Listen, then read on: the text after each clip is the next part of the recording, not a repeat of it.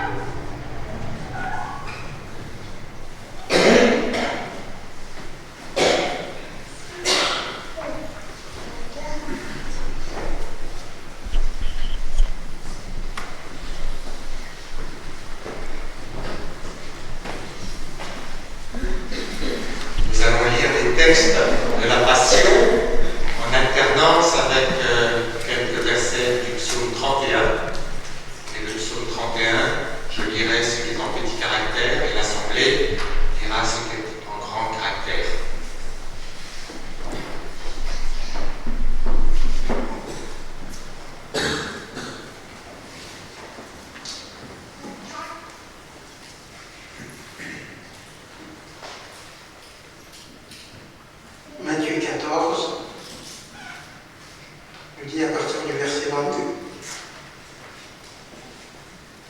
Pendant le repas, Jésus prit du pain et, après avoir remercié Dieu, il le remplit et le donna à ses disciples.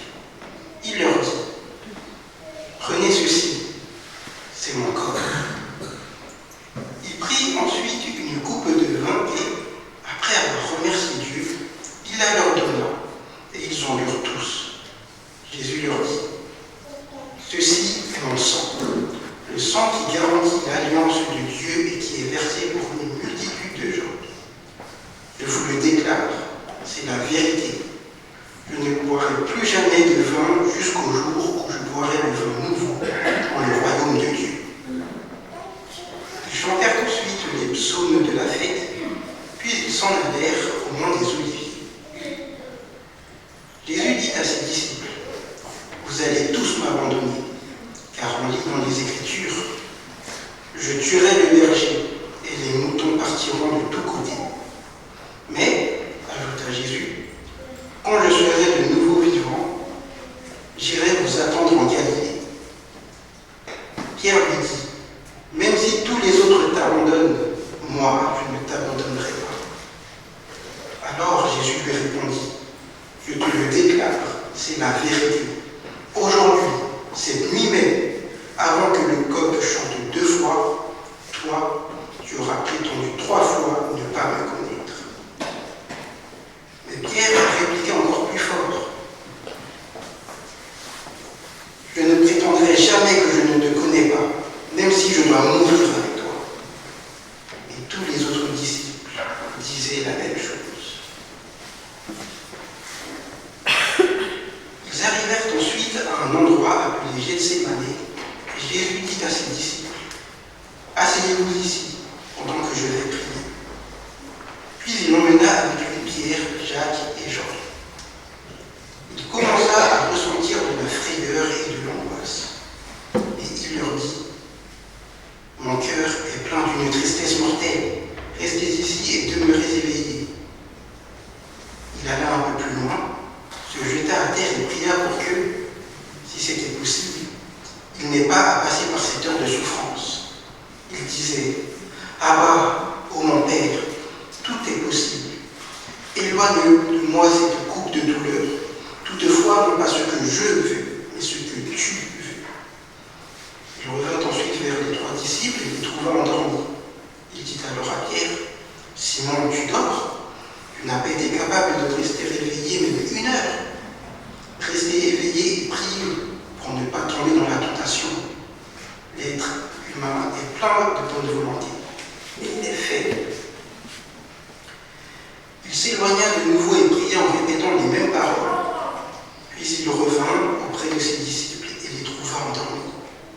Il ne pouvait pas garder les yeux ouverts. Il ne savait pas quoi leur dire. Quand il revint la 3e fois, il leur dit, « Vous dormez encore et vous vous reposez? C'est fini, l'heure est arrivée.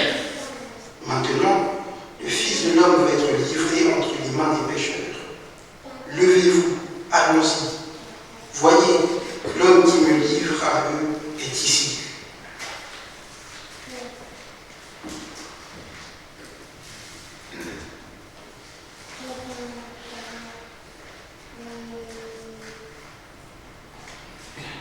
En toi, Seigneur, j'ai mon refuge. Garde-moi d'être humilié pour toujours. Dans ta justice, libère-moi. Écoute et viens me délivrer. Sois le rocher qui m'abrite, la maison fortifiée qui me sauve. Ma forteresse, mon roc, c'est toi. Pour l'honneur de ton nom, tu me guides et me conduis. Tu m'arraches au filet qu'ils m'ont tendu. Oui, c'est toi mon ami. En tes mains, je remets mon esprit. Tu me rachètes, Seigneur, Dieu de vérité.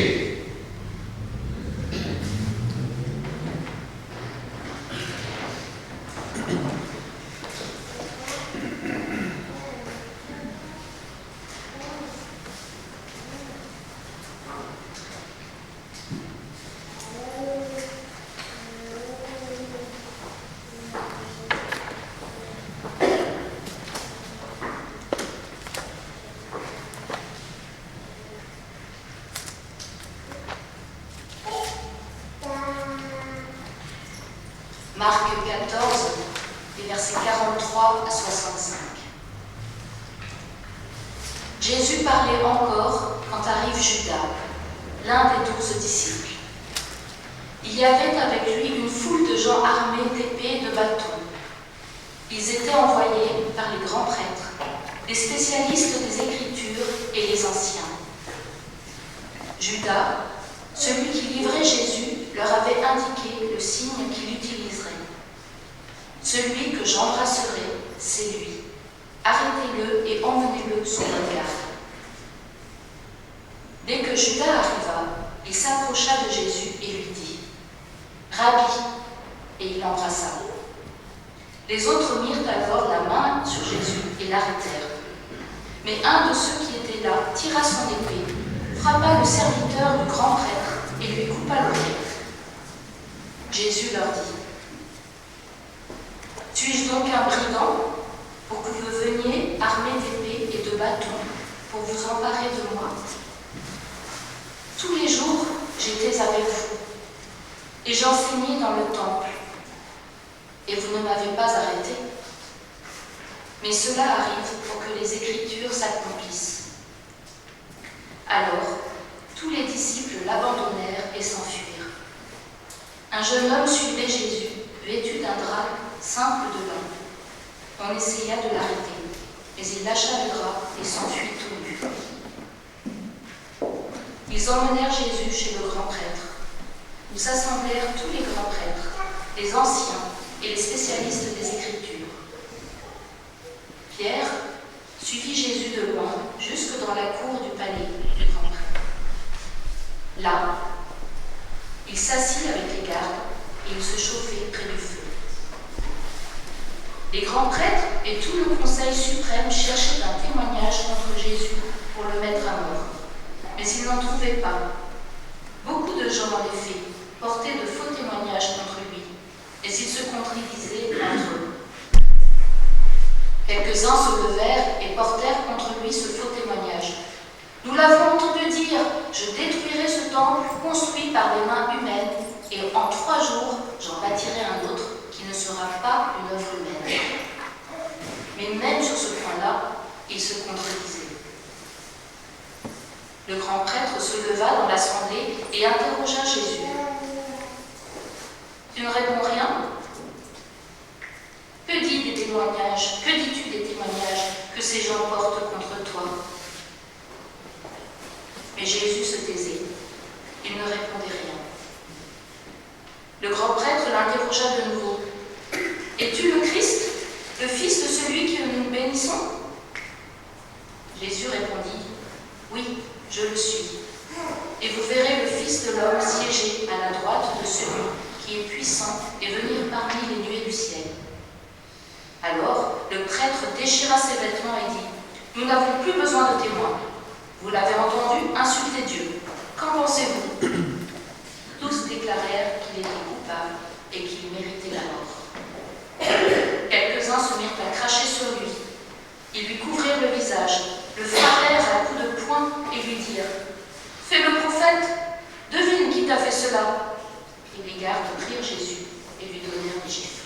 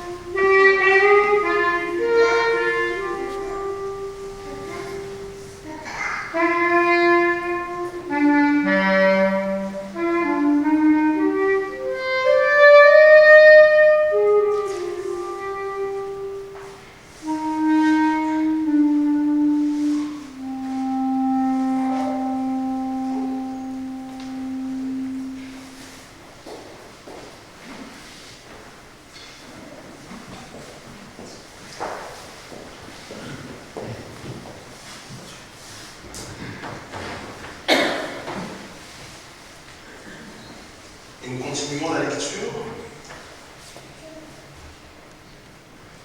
Verset 66 jusqu'au chapitre 15, verset 15.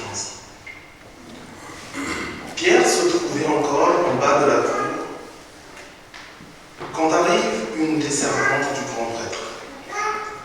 Elle voit Pierre qui se chauffe, le dévisage et lui dit : « Toi aussi, tu étais avec Jésus de Nazareth. » Pierre le nia en déclarant : « Je ne sais pas ce que tu veux dire, je ne comprends pas. » Puis il sortit dans le vestibule. Alors le coq chanta. Mais la servante le vit et répéta devant ceux qui étaient là : « Cet homme est l'un d'entre eux. » Et Pierre le niait de nouveau. Peu après, ceux qui étaient là disaient encore à Pierre : « Certainement tu es l'un d'eux, parce que toi aussi tu es de la Galilée. » Alors Pierre s'écria : « Que Dieu me punisse si je mens. Je le jure, je ne connais pas cet homme dont vous parlez. » Aussitôt, un coq chanta pour la seconde fois. Et Pierre se rappela ce que Jésus lui avait dit : « Avant que le coq chante 2 fois, tu m'auras renié 3 fois. » À cette pensée, il se mit à pleurer. De grand matin, les grands prêtres tinrent conseil avec les anciens et les spécialistes des Écritures et tout le conseil suprême. Ils firent ligoter Jésus, l'emmenèrent et le livrèrent à Pilate. Celui-ci l'interrogea : « Est-ce toi le roi des Juifs ? » Jésus lui répondit : « C'est toi qui le dis. » Les grands prêtres multipliaient les accusations contre Jésus. Pilate l'interrogea de nouveau : « Tu ne réponds rien ? Tu entends toutes les accusations qu'ils portent contre toi ?» Mais Jésus ne répondit plus rien, de sorte que Pilate était étonné. À chaque fête, Pilate relâchait un prisonnier, celui que la foule demandait.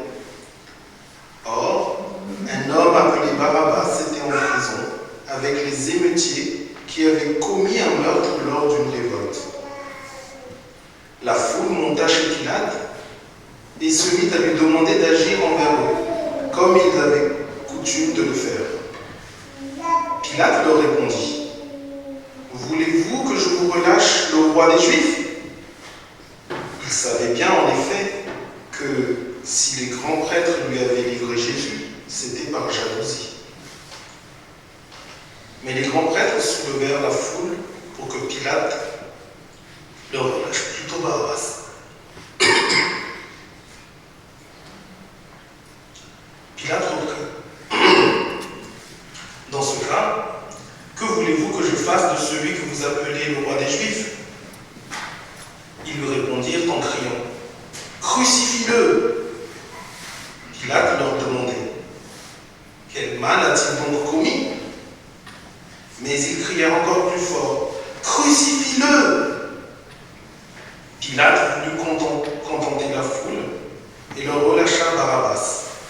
Puis, il fit frapper Jésus à coups de feu et le livra pour qu'il soit crucifié.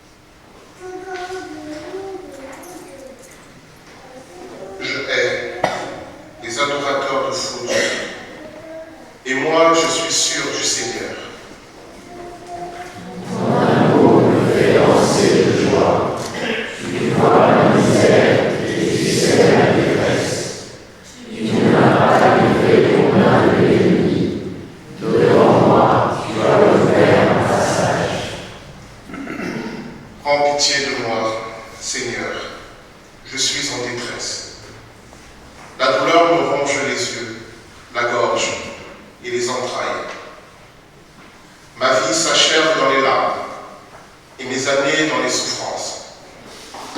Le péché m'a fait perdre mes forces. Il me ronge les os.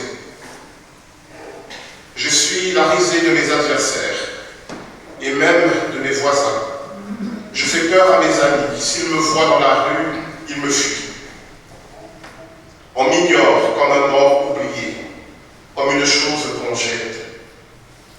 J'entends les calomnies de la foule. De tous côtés, c'est l'épouvante. Ils ont tenu conseil contre moi. Ils s'accordent pour m'ôter la vie.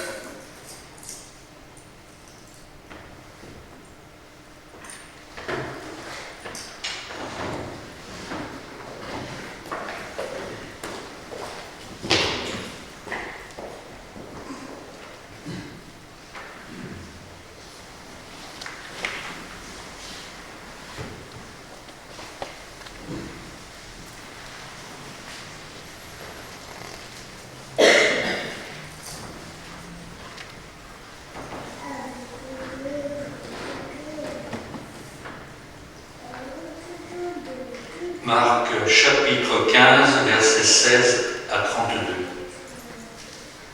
Les soldats emmenèrent Jésus dans le prétoire, l'intérieur du palais du gouverneur, et ils appellent toute la troupe. Ils l'habillent d'un manteau de pourpre et posent sur sa tête une couronne tressée avec des branches épineuses. Puis, ils se mirent à le saluer en lui disant « Salut, roi des Juifs !» Ils le frappaient sur la tête avec un roseau, crachaient sur lui et se mettaient à genoux pour se prosterner devant lui. Quand ils se furent bien moqués de lui, ils lui enlevèrent le manteau de pourpre et lui remirent ses vêtements. Ils l'emmenèrent dehors pour le crucifier. Un certain Simon de Cyrène, le père d'Alexandre et de Rufus, passait par là alors qu'il revenait des champs. Les soldats l'obligent à porter la croix de Jésus. Il conduit Jésus au lieu dit Golgotha, ce qui veut dire le lieu du crâne. Ils voulurent lui donner du vin mélangé avec de la myrrhe, mais Jésus le refusa. Puis, il le crucifie et se partage ses vêtements en tirant au sort pour savoir ce que chacun emporterait. Il était 9 heures du matin quand on le crucifia. Sur l'écriteau qui indiquait la raison de sa condamnation, on avait écrit ces mots « Le roi des Juifs ». Avec lui, il crucifie 2 brigands, l'un à sa droite et l'autre à sa gauche. Les passants l'insultaient en hochant la tête. Ils disaient « Hé, toi qui détruis le temple et le rebâtis en 3 jours, sauve-toi toi-même, descends de la croix !» De même, les grands prêtres et les spécialistes des Écritures se moquaient de Jésus et se disaient entre eux « Il en a sauvé l'autre, mais il est incapable de se sauver lui-même. Que le Christ, le roi d'Israël, descende maintenant de la croix. Si nous voyons cela, alors nous croirons en lui. » Ceux qui avaient été crucifiés avec Jésus l'insultaient aussi.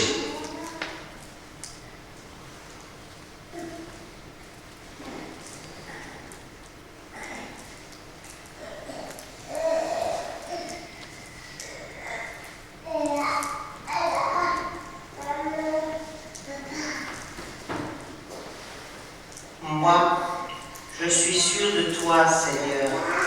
Je dis, tu es mon Dieu. Mes jours sont dans ta main. Délivre-moi des mains hostiles qui s'acharnent. Sur ton serviteur, que s'illumine ta face. Sauve-moi par ton amour. Seigneur, garde-moi d'être humilié, moi qui t'appelle. Mais qu'ils soient humiliés les impies, qu'ils entrent dans le silence des morts, qu'ils deviennent muets, ces menteurs.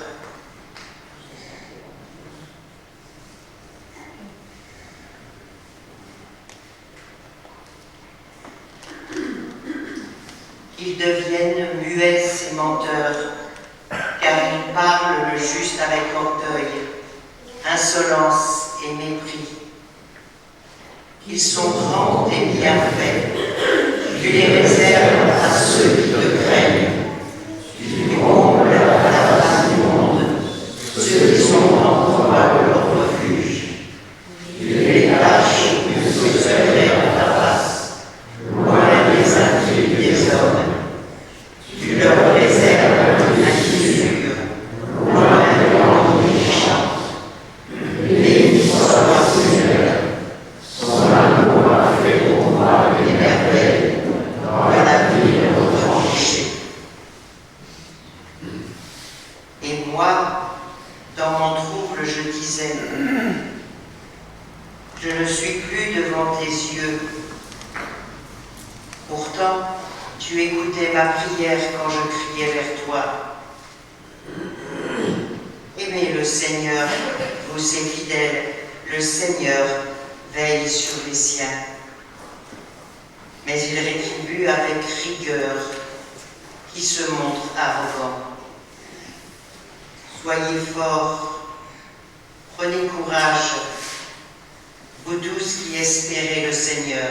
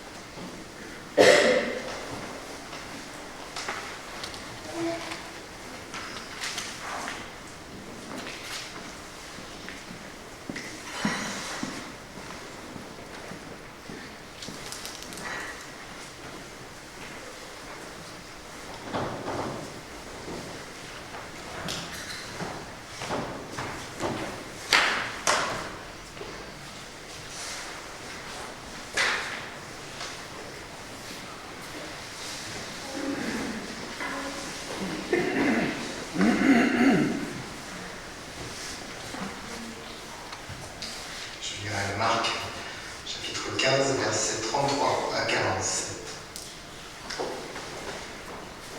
À midi, l'obscurité se fit sur toute la terre. Il dura jusqu'à 3 heures de l'après-midi. Et à 3 heures, Jésus cria d'une voix forte, « Éloi, Éloi, lema sabachthani » qui se traduit, « Mon Dieu, pourquoi m'as-tu abandonné ?» Quelques-uns de ceux qui étaient là l'entendirent et s'écrièrent, « Écoutez, il appelle Élie. » L'un d'eux courut remplir une éponge de vin aigre et la fixa au bout d'un roseau. Puis il attendit à Jésus pour qu'il boive et dit, « Attendez, nous allons voir si Élie vient de descendre de la croix. » Mais Jésus poussa un grand cri et mourut.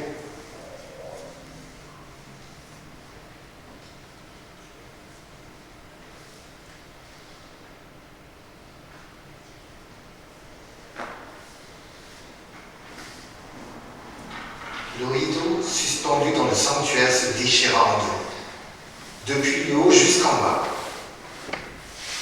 Le centurion qui se tenait en face de Jésus vit comment il était mort et dit « Cet homme était vraiment fils de Dieu ». Quelques femmes étaient là, elles aussi, et regardaient de loin. Parmi elles, il y avait Marie de Magdala, Marie, la mère de Jacques le petit, et de José, et Salomé.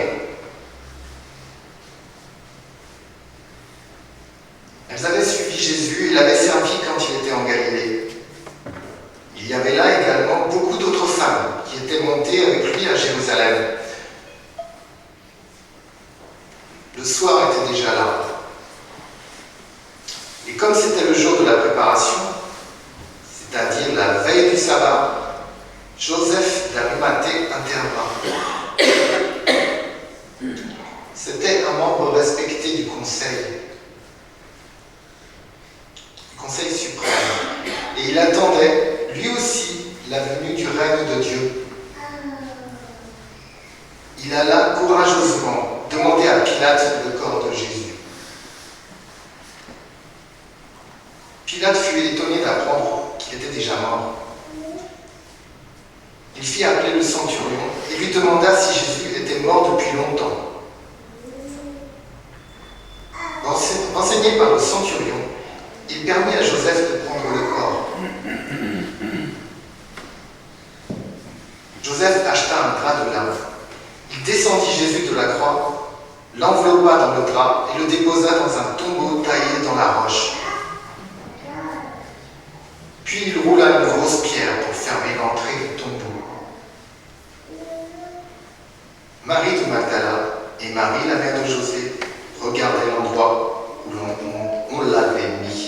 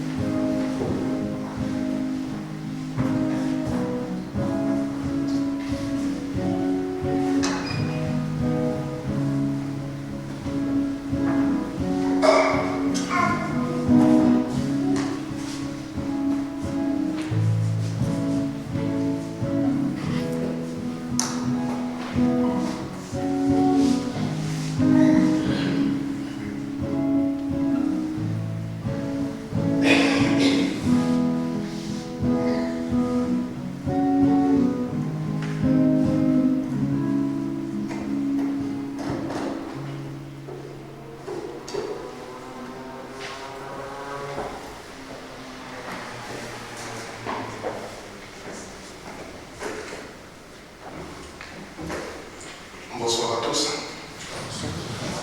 En ce vendredi saint, nous souvenons de la passion de notre Seigneur. Je vous propose de méditer ensemble sur un élément de ce récit de la passion qui passe parfois inaperçu, on l'a entendu. Quand Jésus a été crucifié, on a mis un écriteau sur la croix qui était son nom et le motif de sa mise à mort. Alors je vais reprendre ce passage, mais plutôt dans l'évangile de Jean, parce que Jean nous donne des détails qui sont très importants.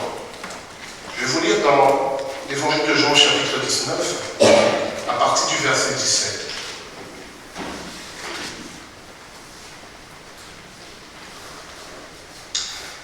Jésus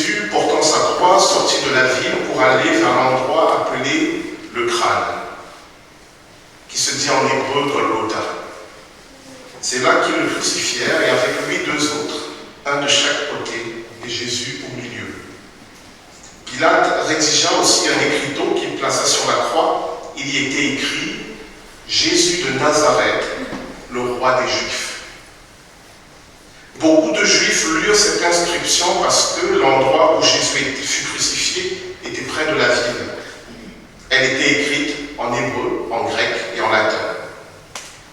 Les chefs des prêtres des Juifs dirent à Pilate « N'écris pas le roi des Juifs, mais plutôt cet homme a dit « Je suis le roi des Juifs ».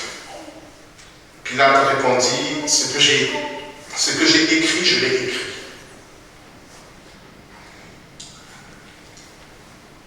Jean nous rapporte cette particularité, on le retrouve également chez Luc, c'est que l'écriteau était en hébreu, en grec et en latin.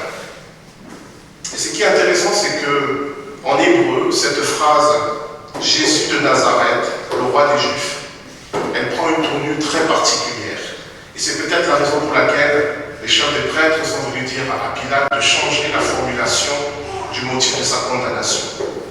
Parce qu'en hébreu, lorsque vous prenez cette phrase « Jésus de Nazareth, le roi des Juifs », lorsque vous prenez la première lettre de chaque mot, Jésus, Nazareth, roi juif, eh bien en hébreu, la première lettre de chaque mot forme le nom que Dieu a donné à Moïse dans le buisson ardent. Et ça a l'air de rien, mais dans la tradition juive, on est très habitué à prendre des lettres dans des phrases et à chercher un sens à travers des associations de lettres. Sur cet écriteau était écrit en hébreu « Jésus de Nazareth, le roi des Juifs ». Mais ceux qui passaient pour entrer en ville, lors de cette fête, lorsqu'ils voyaient cet homme crucifié, maltraité, lorsqu'ils lisaient l'écriteau, dans un premier temps, ils lisaient le motif de sa crucifixion, mais dans un second temps, quelque chose les sautait aux yeux. Il y avait écrit le nom de Dieu, le nom que Dieu a donné à Moïse dans le buisson ardent, ce qu'on appelle le tétragramme. 4 consonnes qui sont imprononçables parce qu'il n'y a pas de voyelle. C'est le fameux nom de Dieu que les Juifs ne prononcent pas. Ils disent à la place Adonai, qui veut dire Seigneur, ou Hachem, qui veut dire le nom. Vous imaginez à quel point c'était scandaleux de voir Jésus crucifié et de voir écrit le nom du Dieu d'Israël. C'est un scandale. C'est une folie. Et je crois que c'est la raison pour laquelle les chefs de prêtres sont allés dire à Pilate, change cette phrase. C'est trop choquant. Notre Dieu libérateur ne peut pas être là, crucifié, mis à mort avec des brigands. Ce n'est pas possible. Et si on essaie d'aller plus loin, si on médite sur ce fameux tétragramme, c'est 4 lettres qui forment le nom du Dieu d'Israël. Pour ceux qui le savent, en hébreu, chaque lettre a une signification propre. Les lettres ne sont pas simplement là pour donner un son, elles donnent également un sens. Alors je me suis amusé à les regarder en prenant le tétragramme, quel sens on va avoir de ce fameux nom que Dieu a donné à Moïse, qu'on peut traduire en français par « je suis », mais qui est encore plus profond parce qu'il signifie à la fois « je suis »,« j'étais » et « je serai ». Ce que l'Apocalypse donne en celui qui est, qui était et qui vient. Et bien, si on analyse ces 4 lettres, il y a quelque chose d'encore plus scandaleux. Parce que du coup, on trouve des notions, et je suis sûr que certains parmi vous seront choqués. La première notion qu'on y trouve, c'est celle de l'angoisse, puis celle de la torture, puis celle de la souffrance. Et enfin, on trouve la notion de l'être absolu, c'est-à-dire de Dieu. Ce qui veut dire qu'en hébreu, ce nom que Dieu donne à Moïse est un nom qui dit l'angoisse, la souffrance, la torture de Dieu. Un Dieu qui souffre, un Dieu qui est torturé, un Dieu qui est angoissé. C'est encore plus choquant. C'est d'autant plus choquant que Dieu donne ce nom à Moïse lorsqu'il se présente dans le buisson ardent pour annoncer la libération d'Israël. Et quand Moïse lui demande son nom, il dit « Je suis », il dit en profondeur « Je suis celui qui est torturé, celui qui souffre, celui qui est angoissé ». Alors pour nous, ça rejoint tout à fait la croix, ça rejoint tout à fait Golgotha. Mais comprenez à quel point, pour ceux qui ont vécu ces événements, c'était scandaleux. Comprenez à quel point, pourquoi Pierre a renié Jésus. Parce qu'il ne pouvait pas accepter l'idée du Dieu qui souffre, du Dieu qui est angoissé, du Dieu qui est torturé. Mais pourtant, il y a là, dans ce nom, il y a là quelque chose d'extraordinaire. Il y a une bonne nouvelle. Quand Dieu se présente à Moïse dans le buisson ardent, il dit à Moïse, « Je suis celui qui a rejoint mon peuple dans sa souffrance, dans ses angoisses, dans ses peurs, dans sa douleur. » Et à la croix, il nous dit, « Je suis celui qui a rejoint l'humanité dans sa torture, dans son angoisse, dans ses peurs, dans sa douleur. » C'est la raison pour laquelle l'apôtre Paul va parler de la folie de la croix. Parce qu'il est impensable que le Dieu bon, le Dieu grand, le Dieu créateur du ciel et de la terre souffre et angoissé. Pour ceux qui ont connu des crises d'angoisse, pour ceux qui ont connu la torture, ces notions ne sont pas étrangères à Dieu. Il les a partagées avec Israël. Et il les a partagés avec l'humanité. Il nous a véritablement rejoints, c'est même dans son nom, dans son identité, il est celui qui vient souffrir avec l'humanité. Je pense que c'est ça qui a choqué à la croix. Pourquoi Dieu accepte de souffrir, lui qui peut tout? Nous nous disons, mais si j'avais son pouvoir, si j'avais le pouvoir de Dieu, la première chose que je fais, c'est d'annihiler toute souffrance, d'abord pour moi. Vous en verrez après, mais d'abord pour moi, je ne veux pas souffrir. Je mettrai fin à ma souffrance, à ma douleur. Mais Dieu, il fait quelque chose de fou. Il nous rejoint dans notre souffrance, dans notre douleur. Pourquoi il fait ça? Il me semble, lorsqu'on lit les évangiles, qu'il fait cela déjà parce qu'il nous aime. Ce n'est pas un Dieu qui aime souffrir. Ce n'est pas un Dieu qui se plaît dans la souffrance. Qu'a dit le Seigneur Jésus? La nuit où il fut arrêté, « Seigneur, s'il est possible que cette coupe s'éloigne de moi, s'il est possible que j'échappe à cette souffrance, mais non pas ma volonté, que ta volonté soit faite. » Cela veut dire qu'il ne cherchait pas la souffrance, mais il a accepté parce que c'était le chemin de la délivrance pour l'humanité. Donc ce n'est pas un Dieu qui se plaît dans la souffrance, mais il nous aime tellement qu'il nous rejoint dans cette souffrance. Il ne nous rejoint pas dans la souffrance pour rester avec nous dans la souffrance. Il nous rejoint dans la souffrance pour ouvrir un chemin de guérison, de vie, de résurrection. On va le célébrer dans 2 jours. Un chemin d'espérance. Cet écriteau nous dit que dans toutes nos souffrances, dans toutes nos angoisses, même les souffrances qui sont dues à nos propres fautes, particulièrement les souffrances qui sont dues à nos propres fautes, que nous dit l'apôtre Paul dans son épître aux Romains. Je vais vous lire ce petit passage, et on va terminer, dans Romains chapitre 5 au verset 6. « Car lorsque nous étions encore sans force, Christ, au temps marqué, est mort pour les pécheurs. À peine mourrait-on pour un juste. Quelqu'un peut-être mourrait-il pour un homme de bien. Mais Dieu prouve son amour envers nous, en ce que, lorsque nous étions pécheurs, Christ est mort pour nous. À plus forte raison donc, maintenant que nous sommes justifiés par son sang, serons-nous sauvés par lui de la colère. » Même lorsque nous sommes pécheurs, même lorsque je suis dans la souffrance, dans l'angoisse, par mes propres fautes, mes propres choix, mes propres décisions, mes propres erreurs, Jésus peut me rejoindre et m'ouvrir un chemin d'espérance. À plus forte raison si présente, il n'y a aucune situation de souffrance humaine que Dieu ne connaît pas. Il n'est pas étranger à notre souffrance. Il n'est pas étranger à nos douleurs. Il n'est pas celui qui te dira « bien fait, c'est de ta faute ». Il n'est pas celui qui te dira « souffre ». Il y a du plaisir dans la souffrance, non.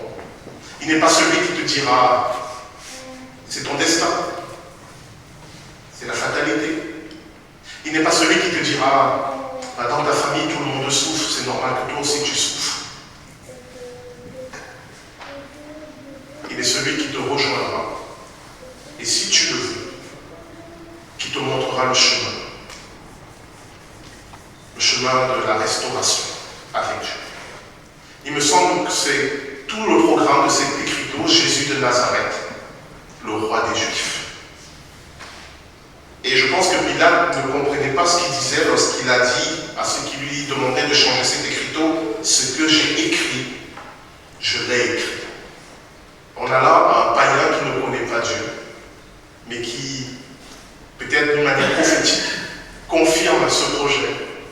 Dieu nous rejoint dans nos souffrances pour nous ouvrir un chemin d'espérance.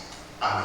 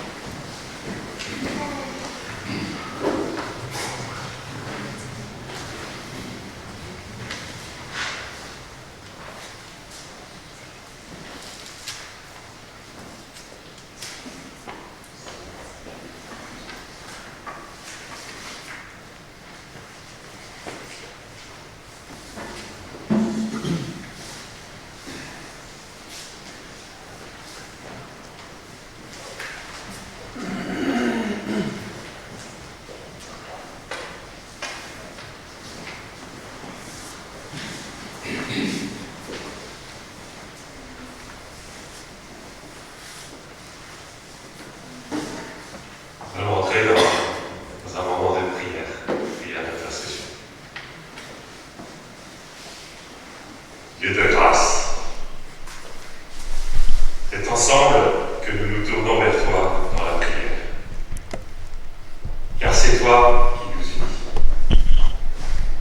Tu es le Dieu unique, Père, Fils et Saint-Esprit, en qui nous croyons. Toi seul nous rends capables de faire Dieu. Tu nous envoies par toute la terre pour la mission et le service au nom du Christ.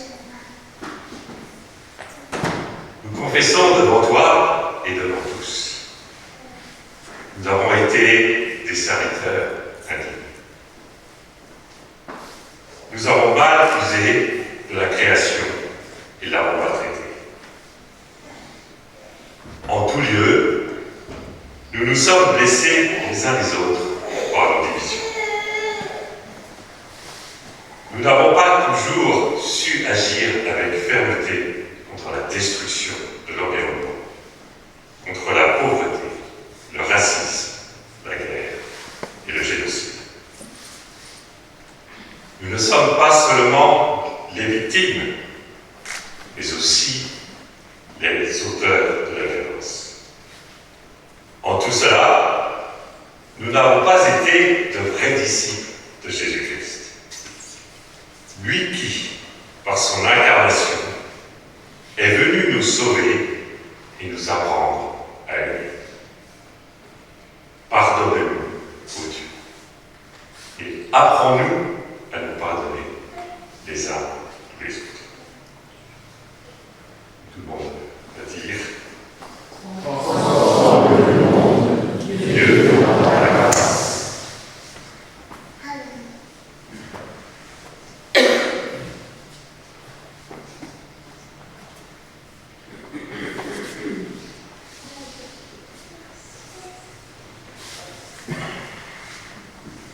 Ô Dieu, entends les plaintes de toute la création, de ceux que l'on exploite, que l'on exclut, que l'on maltraite. Entends les plaintes des victimes, de ceux que l'on dépouille et réduit au silence en ignorant leur humanité.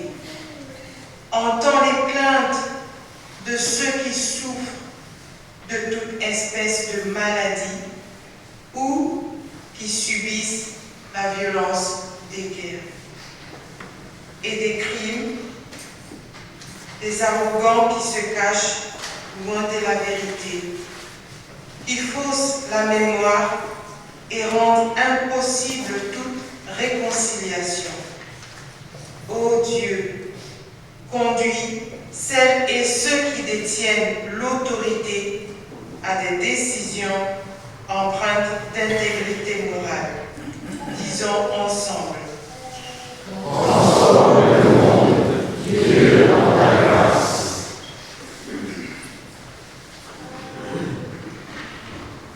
Par la puissance de ton esprit qui nous conduit, ô Dieu, que nos prières ne soient jamais de vaines paroles, mais une réponse ardente à ta parole vivante.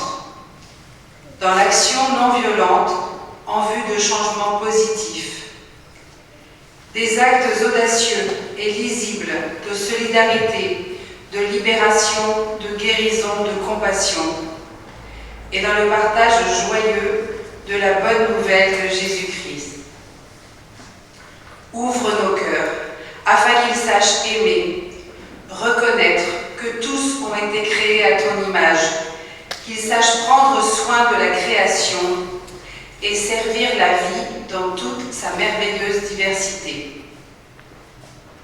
Transforme-nous, afin que nous offrant nous-mêmes, nous devenions tes partenaires, recherchant l'unité complète et visible de l'Église une de Jésus-Christ, devenant les prochains de tous, dans l'attente et le désir de la pleine révélation de ton règne, par la venue du nouveau ciel et d'une nouvelle terre.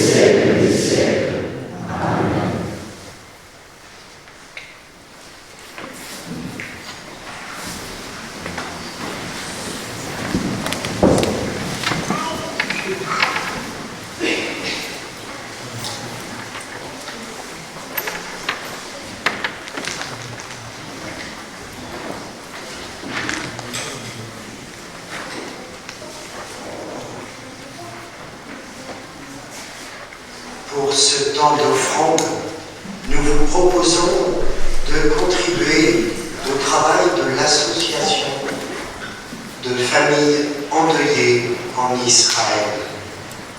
Oui, vous avez bien entendu. C'est le forum israélo-palestinien des parents et des proches.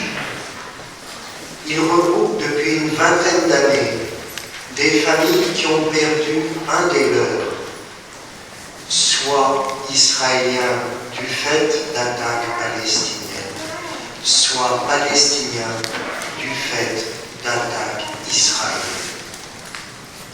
Ils ont surmonté les difficultés pour se rencontrer les uns les autres.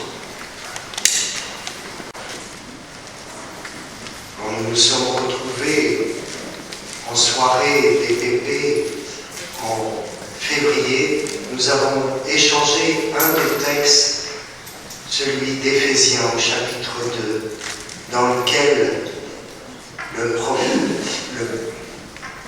l'apôtre Paul parle du Christ. C'est lui qui est notre paix. De ce qui a été divisé, il a fait une unité. Dans sa chair, il a détruit le mur de la séparation, la haine. C'est ce que ces familles essayent de faire à travers des dialogues entre eux, apprendre à se connaître, travail d'éducation, de sensibilisation, sessions de partage pour partager leur histoire de deuil, favorisant ainsi l'empathie et la compréhension mutuelle.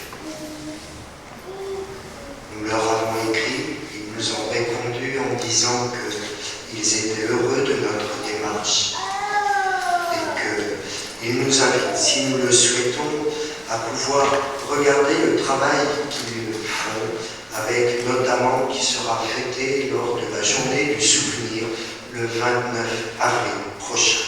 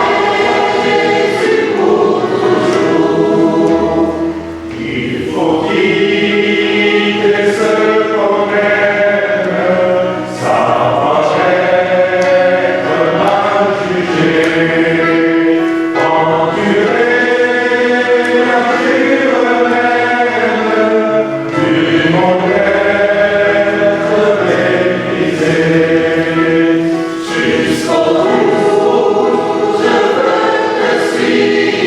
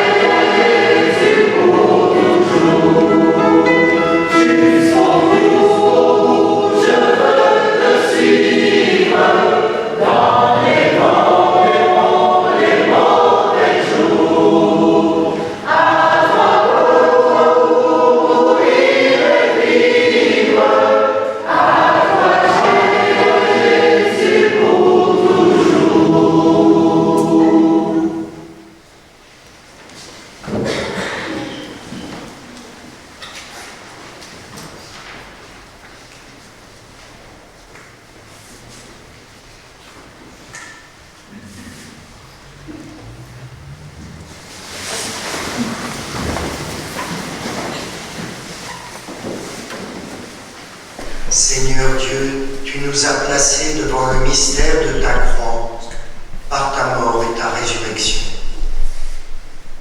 Tu es pour nous le Dieu des choses impossibles.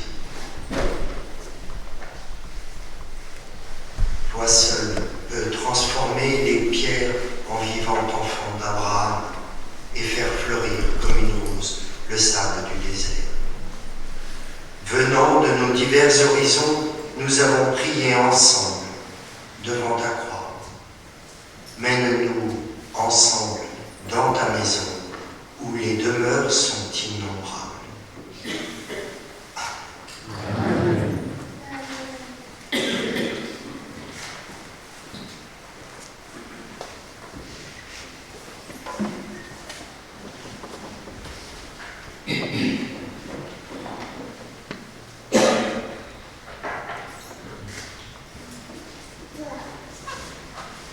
Amen.